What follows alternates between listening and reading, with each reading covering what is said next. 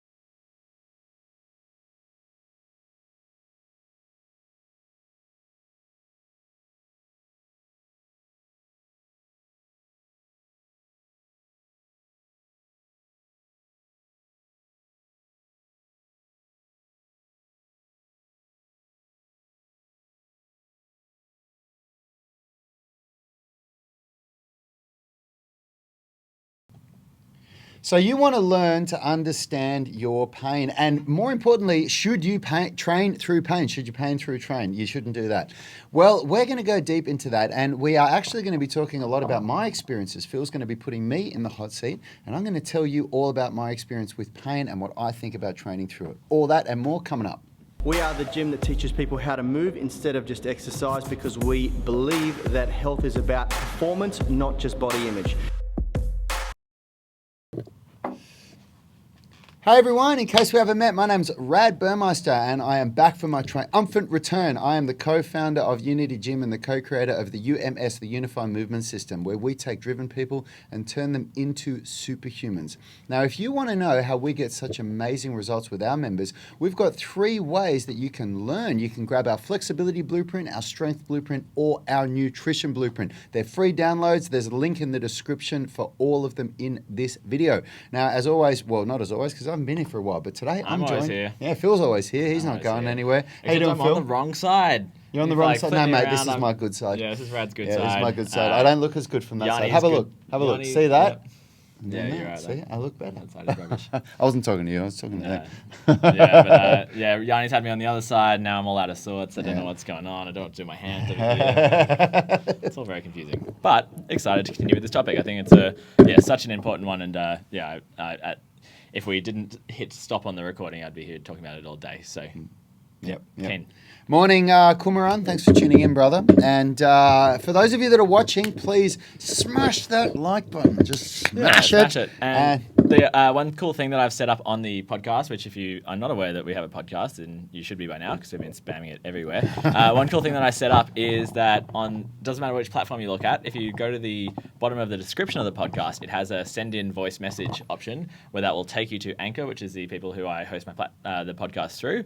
And it opens up a screen and you just record a little question or a comment or anything into through your mic, and that will send us a question and we can answer you and integrate it into the podcast. So getting techie here. Technology. Make the most of it. Yeah, free connection. So get on it, like it, and reviewing it would make such a big difference to us. So.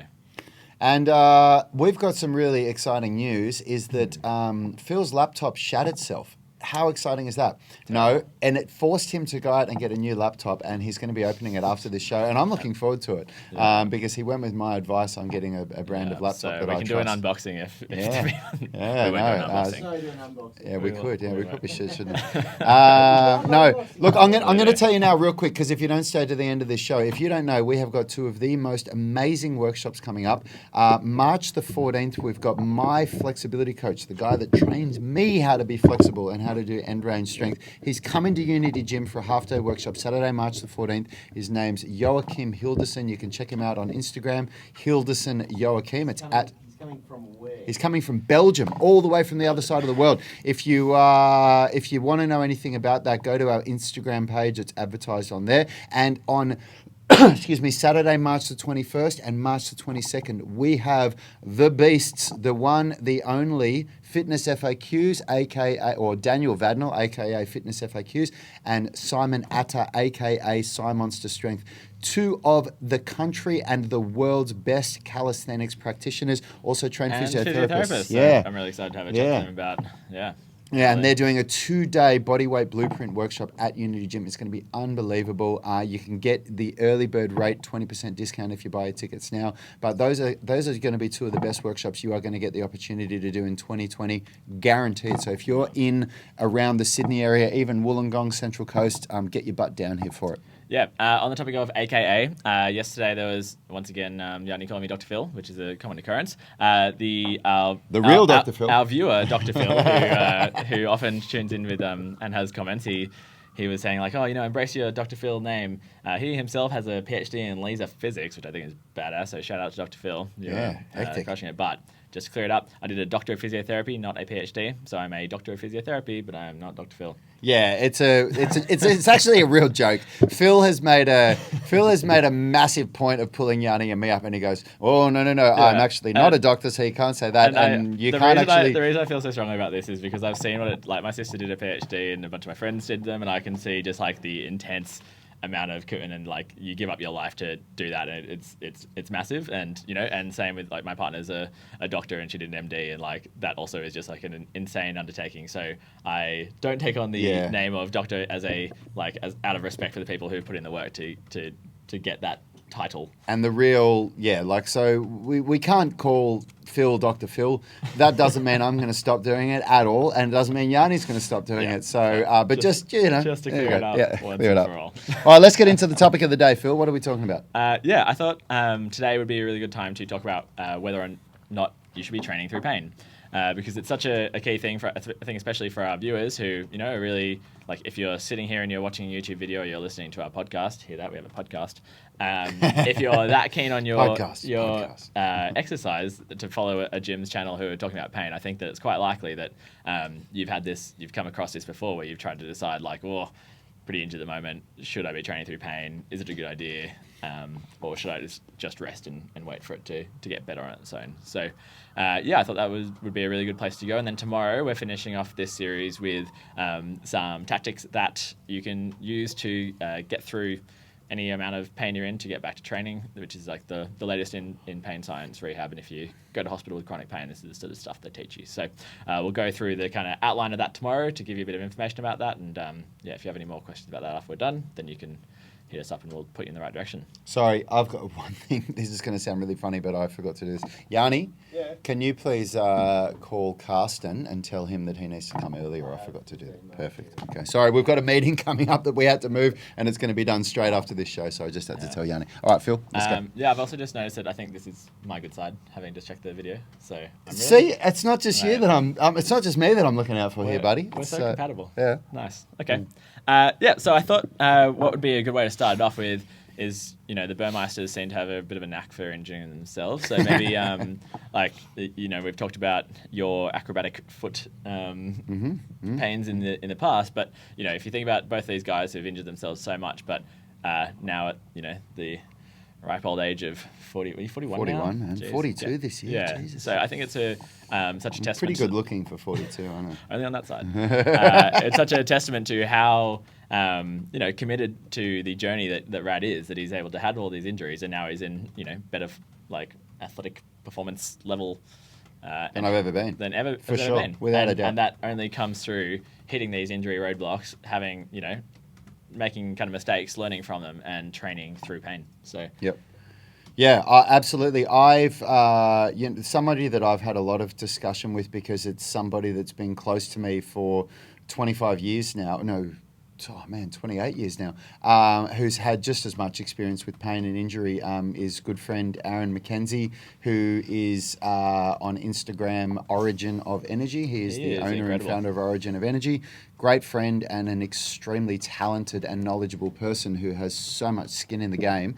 And we've talked about it a lot. And our belief is that our injuries are an amazing window into our bodies and an opportunity to learn. It's whenever you get an injury, it's just an amazing opportunity to learn about yourself.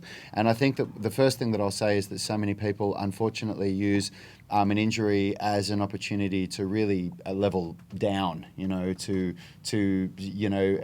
create that identity, injury identity, pain identity, and start, developing this really negative mindset. And I've just never done that. And I just challenge that word of using it as an opportunity to say that, it's, if it was up to them, I'm sure that they would love to be, overcoming these things and finding ways of getting through it. But it's a really challenging thing to figure it out when you're injured and you're sore, you don't know what's kind of going on.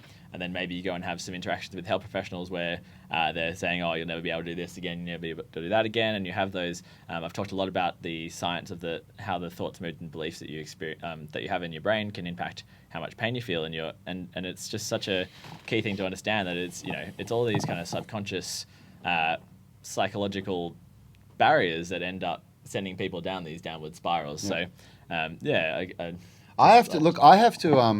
I guess I should say first off, I've been told by more times than I can remember in my life by many, many different people that I need to tone it down the way that I talk and that sometimes I can put people off.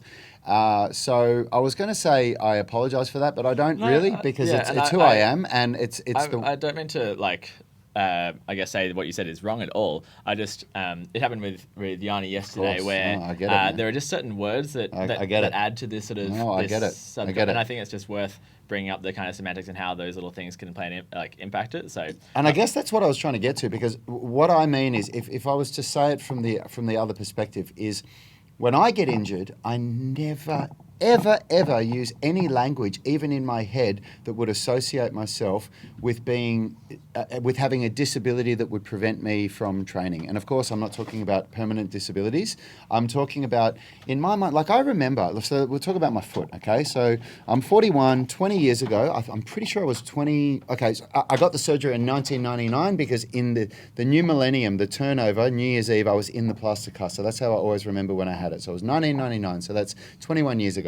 And I remember I went to 3 orthopedic surgeons because it was a work injury. I was doing acrobatics at my work. I was a performer, a stuntman.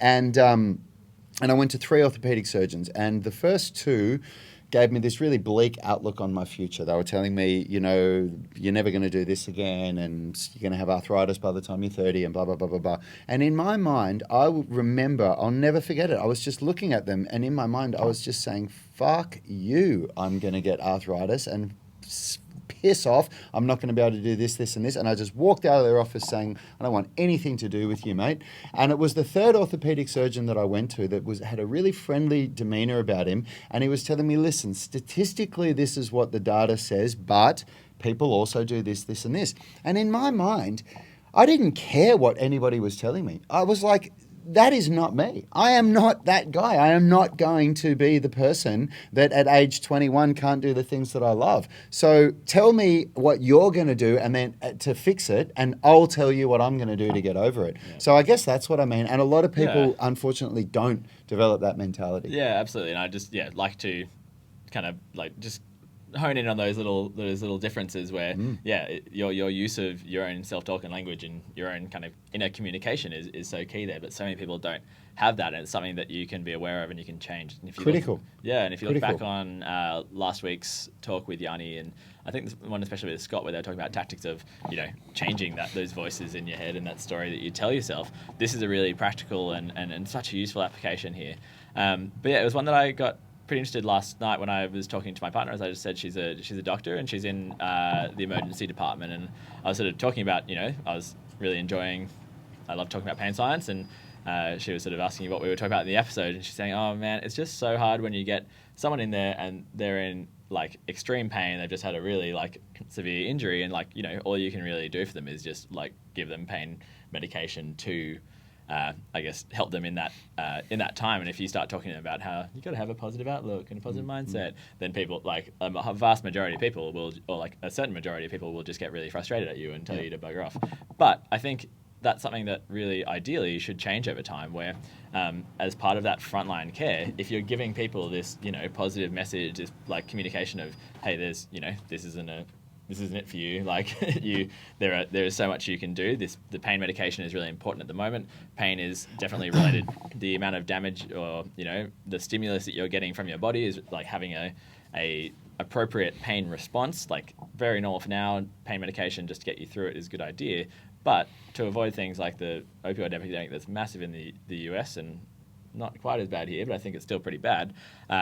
If doctors are being able to give people those messages early on that that the thing that will help long term is getting back to your regular activities, getting into exercise, all the nutrition, sleep, stress, everything we've talked about in the last couple of episodes, then I think that would just be so powerful to have that message of hope from and the locus of control being within the patient from the get-go, rather like, ooh, here you go, this must be bad, and then we better do all these scans and send you off to specialists. Like there's just it's really unfortunate as well, because somebody like all of us here that are in this room, I'm looking at Yanni, Richard, Phil, and me. We've all taken an active interest in trying to learn about the body and how the body works, and try to understand our own bodies and how can we make ourselves better. And for so many people, they just don't take that interest at all. For whatever reason, the things that they fall into in life, there's just no focus on, how to better this physical body. And so often at a gym, we get people that come in when they're finally ready because they're in this pain and discomfort, or they've put on weight or whatever, and they just know nothing about it, and they're coming to you for answers. And like to go from that point to even close to where we are, it's such a big, it's such a change that, people are so used to this idea that if something's wrong with their body, they go to somebody else, like a doctor, to get fixed. It's not me that has to fix it. Yeah, it's or a chiro or a physio. Yeah, whatever it is. I need. Oh well, I'm in pain. I got to go and see somebody. And it's a cultural shift, and these things take a long time. And there's a kind of classic, especially in medical scientific research. It's a 14-year lag period between like generally when things are when a study comes out to when it's actually implemented, and you can see how long it would take to have this sort of change in a when you've got kind of like doctors and physios and people who have been doing the job for 30 years and have treated things in a certain way, to have this change, it really challenges their own identity of like what they can do for people, and it's going to I think be more of a generations. I was just about to say that we're generations away from this kind of thing. And I think really like being accepted. There's something that they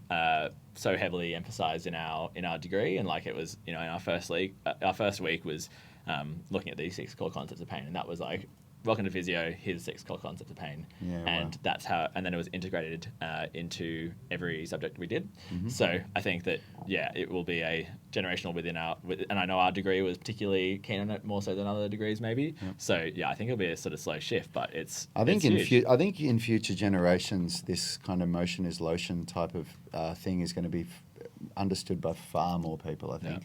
And I think like definitely the motion is lotion, but also all the other factors that you have control over yourself. So your sleep, your stress, your that you can influence via meditation or whatever other sort of stress relief activities that you find. And exercise is obviously really good for stress. Your sleep, your nutrition, like all of these things have such a huge impact on it, and they're all controllable by the patient or the person. So should we talk about training through pain?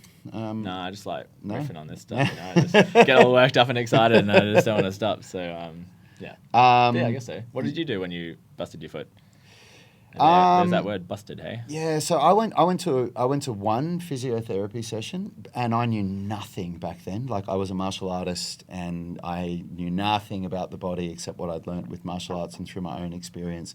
And the physio gave me a couple of exercises, but in all honesty, I remember the exercises they showed me, and I was like, oh man, this is just so dicky. I'm not doing this. But the one thing that they taught me that I had no idea about was they taught me the idea about proprioception, and a good physio exercise is to stand on one foot and think of your foot gripping the floor and close your eyes so that you remove the horizon from your ability to balance and you rely more on proprioception. Like the soul crunch that we talked The about soul crunch, the soul crunch, yeah. For those long-time listeners. And that made sense to me. That resonated with me. But everything else that they were telling me to do, I don't know. It just didn't resonate with me. And also, I was actually working with a really sort of left field healer. You'd call Crystals? her. Honestly, almost in that field. Like when I went and had a couple of treatments with her, she was healing me with her energy and things like that. But what she taught me was, I'm not even going to go into what the science might say does or doesn't work, but what she instilled in me was that I can heal myself with my own thoughts and my own belief. And so the one thing that she taught me to do, which I was doing daily, was meditation, where I would put my hands on my foot and I would close my eyes, and in my mind I would believe that my foot was healing. And it created this belief in me that I was getting better. And I was doing this meditation a couple of times a day, and I was doing these standing exercises where I had my eyes closed. And then beyond that, I was just kind of doing some basic kung fu movements, like from Tai Chi, where I would only bend my knee to maybe about 30 degrees of flexion. And I went back to my surgeon after a month, and he said, "Okay, so how's the physio going?" And I went, "Oh, I only went once." And he went, "Okay, well, we'll do a couple of these tests." And I did these tests, and he said, "Man, I haven't seen anyone have that recovery after 6 months, and you've had it after a month." He said, "Off the record, I'd advise you not to go to physio anymore, because I've never seen anybody get such a good result." You asked me, what did I do? How did I do with it? That's what I did, and I got an amazing result from it. And I can say that the biggest thing that I can pass on to anybody was I just had this fierce belief that I was going to get better. Yeah, and so you can see how you can package a message in different sort of ways, but it's still that same underlying message there that she was instilling you that there's like a positive Absolutely. a positive mindset, a positive Absolutely. approach. Like all of these things do have a massive impact on I guess your pain experience. Now I can't talk to whether or not that made things like heal themselves, like tissue like if it made it heal faster. So in terms of tissue healing times, there's sort of pretty fair guidelines on how long it takes for a muscle to kind of repair from different grades, and how long it takes for ligaments and bones and cartilage to heal over time. So I can't speak to whether or not giving your foot brain messages will make things heal quicker, but certainly the way you experience pain can be positively changed from how you're thinking about things. And the other interesting thing about strength that I've talked about before is your strength is partly how I guess strong the muscle fibers are and how big they are, and so with all the muscle fibers you have in your quad, for example, if you can do a 150 kilo squat now, you could probably actually do a 300 kilo squat if you were able to activate all of those muscle fibers all at once. But we have neural drive, which really puts the brakes on how much strength we can access at any one time.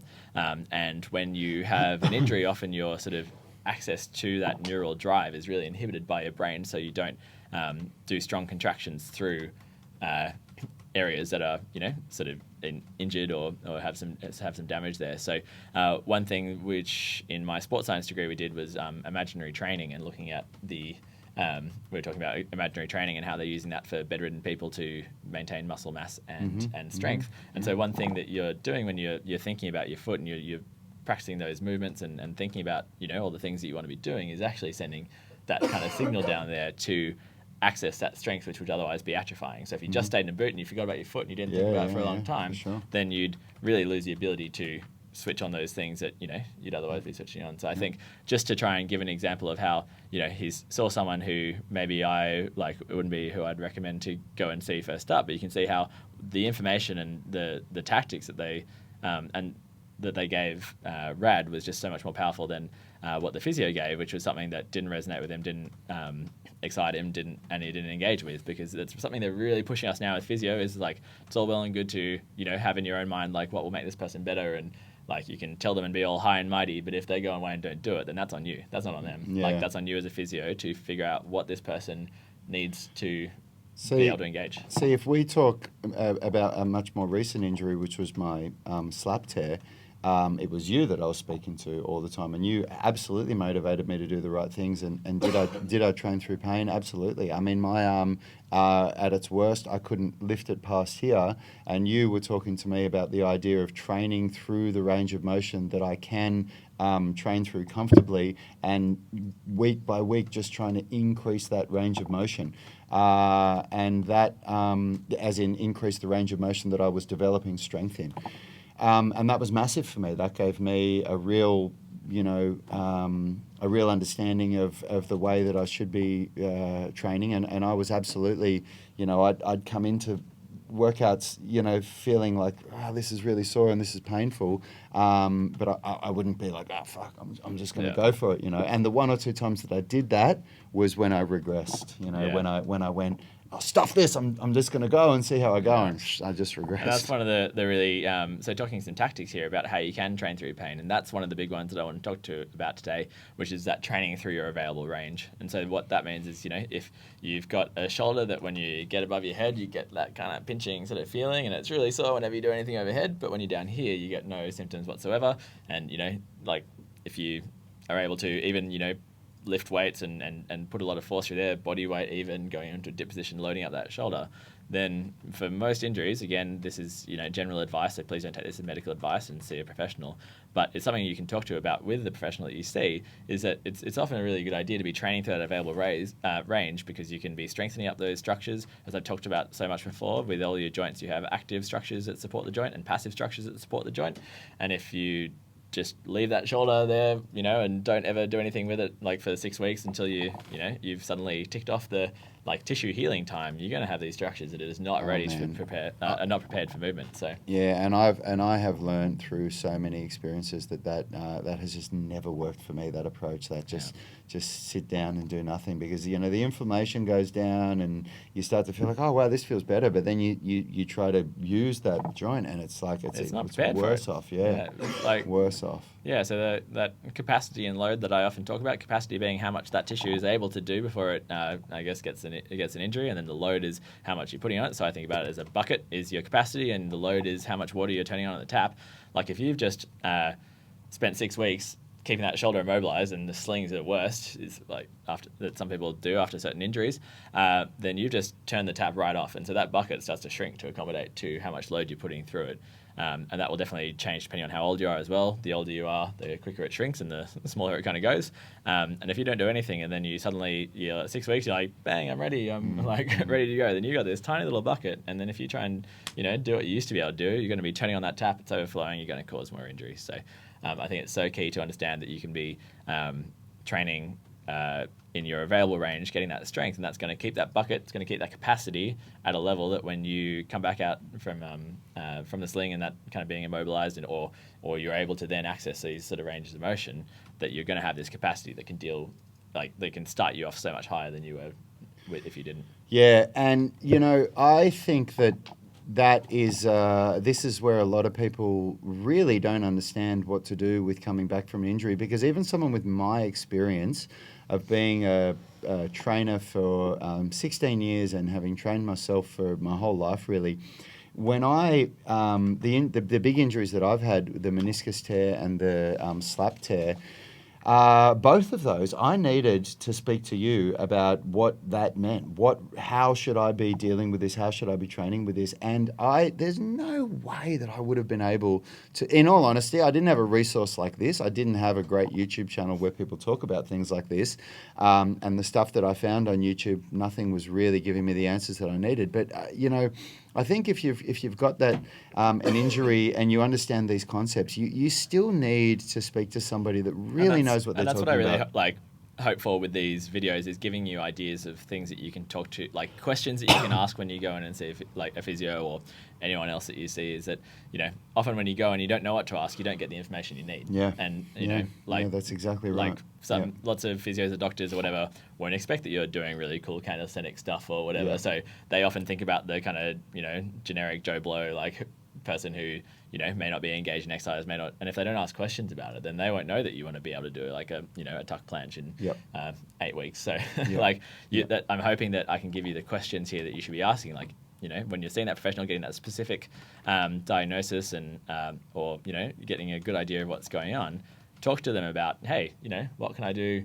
Is it, can I be training through pain? Because I think one thing we should talk about now is also general things where it's appropriate to be training through pain, and some things like your meniscus that we talked about that you just briefly mentioned, that is often one where pain's a really useful sort of feedback mechanism. So with something like generally a cartilage injuries like a meniscus, where it's an acute one, different to arthritis, an acute meniscus injury, then pain's a really good indicator of when to back it off and then reduce the range, and often you can find a pain-free range that you can still train through. Whereas something like a tendinopathy, which is what Richie's been dealing with for a little while in his knee, so same joint, different issues.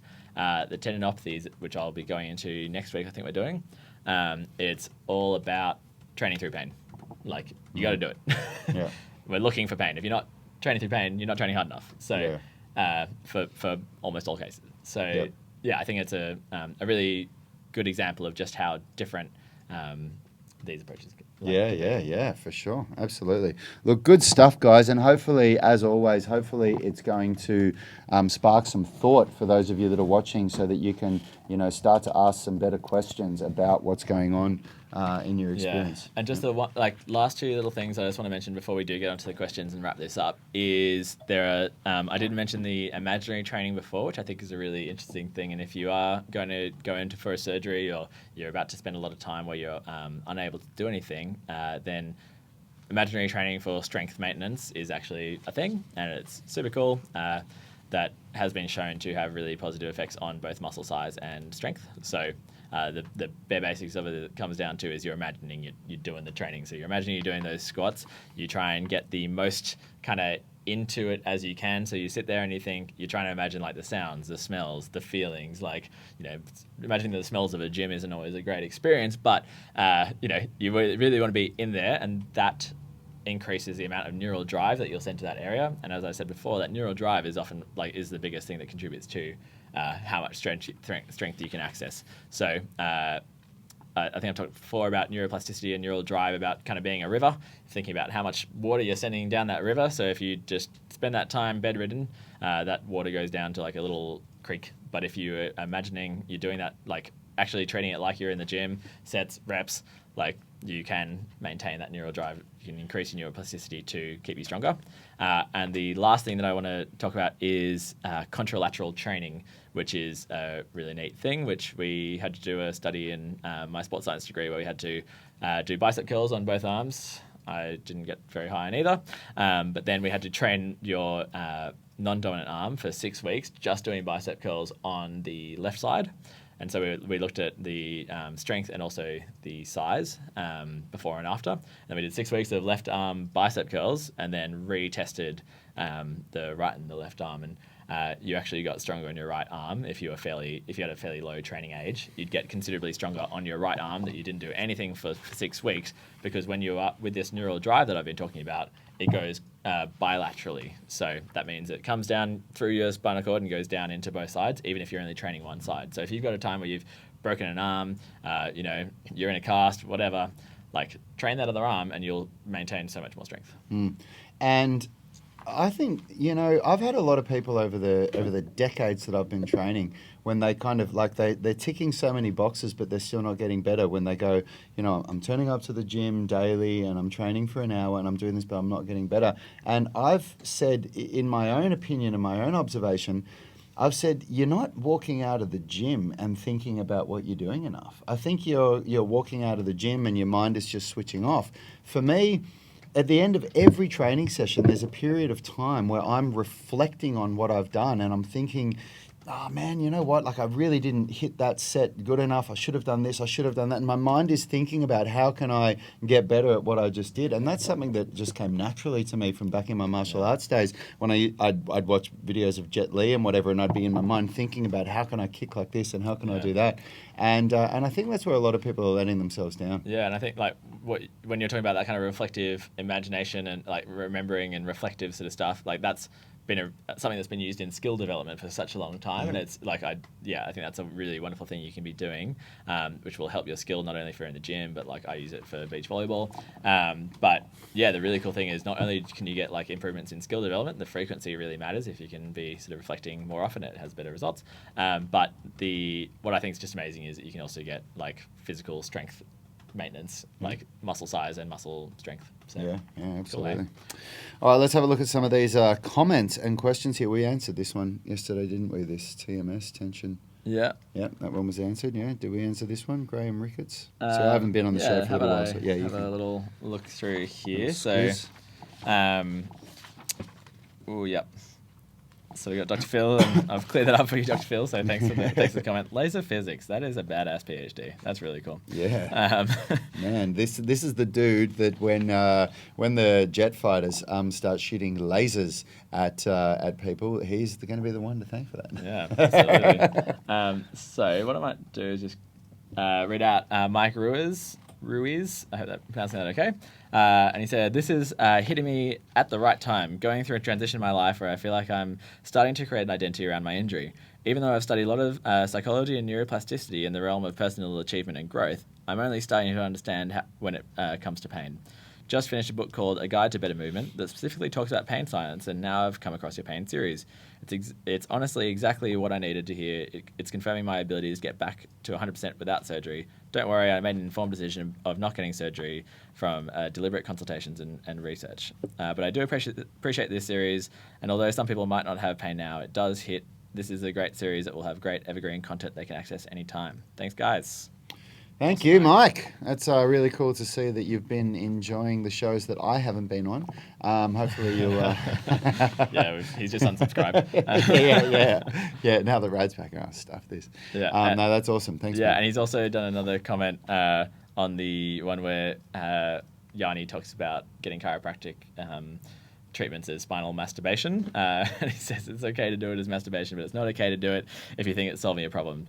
That put everything in perspective for me. Listen to the whole thing. Very informative content. Keep it up, guys. Thanks, Mike. Awesome. Thanks again.